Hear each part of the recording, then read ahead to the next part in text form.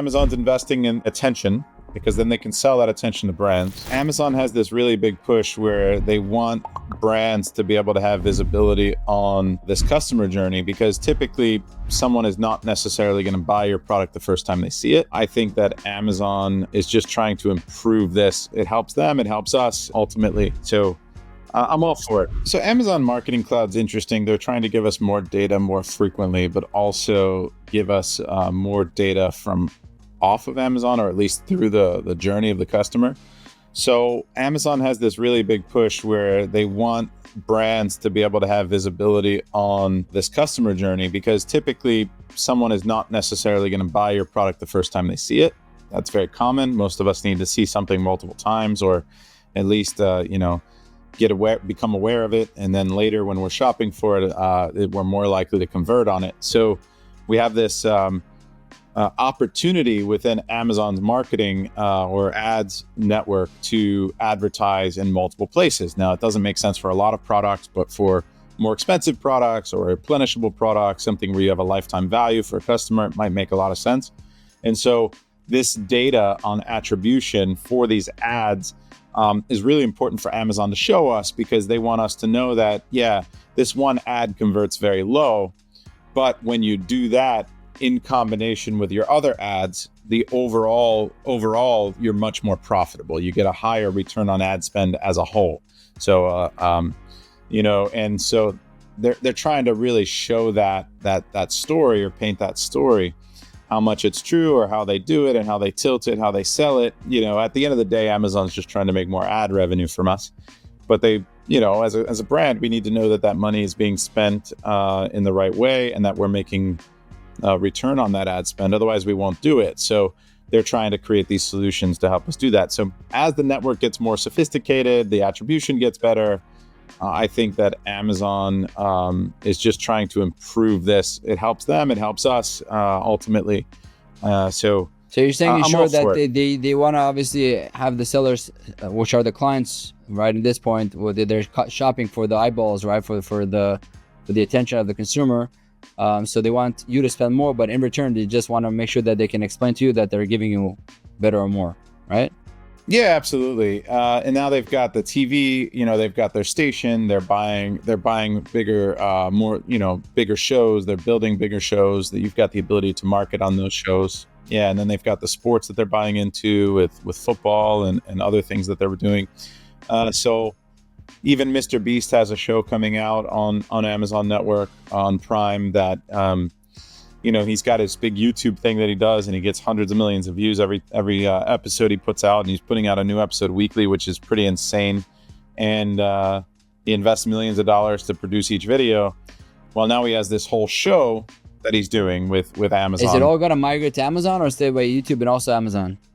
So the show itself is going to be just Amazon, and they're hoping that enough, people can influence their parents or will subscribe and get a Prime subscription from that, and there'll be a positive ROI for. But is he going to keep his YouTube channel or detached from that? Oh yeah, he's going to continue to do what he does for his YouTube channel, in conjunction with what he's doing.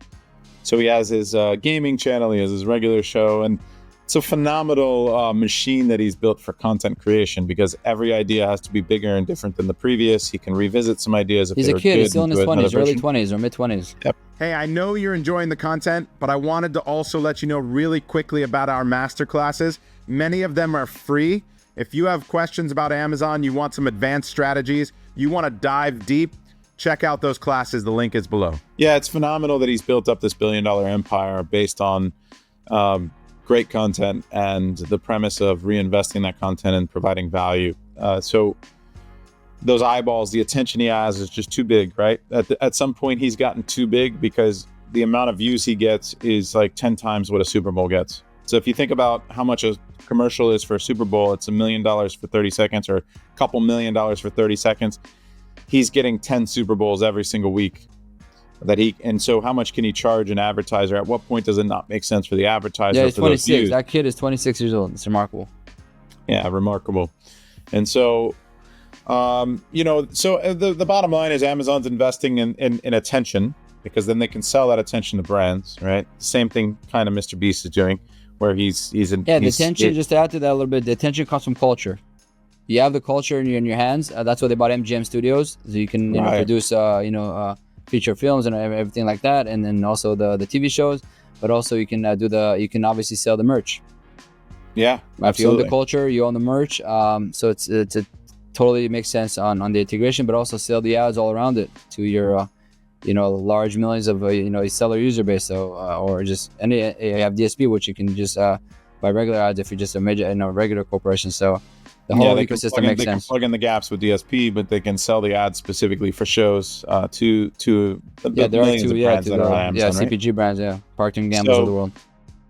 Well, even the smaller, that's the thing. They're making it more accessible for smaller brands. So like my toy brand, which is a $20 million brand, like now it's possible. Yeah, they've democratized advertising on television essentially, so or stream. 2025 in the future. Television. Yeah, the democratizing of ads. That's looking to the future. That's really, I think, appeal or exciting to the micropreneur sellers. That it can be, right? Yeah, like so, as I need to know: is it worth the experiment for me to spend $5,000 or $10,000 in a month or a couple months to see what that return is, right? And if Amazon has really good dashboards and can tell me at least some metrics there, then maybe I can find that it is worth it. But I need to know that I get a lift in the rest of my business from it. And I need to know that it's a positive ROI, and that's what AMC is like the foundation of, I think. No, because I want to see the first Amazon born brand that graduates all these milestones all the way into using Amazon's ad platform for the live sports games like NFL or NBA. I'm sure it's already happened. I mean, some of these, there's Amazon been major brands.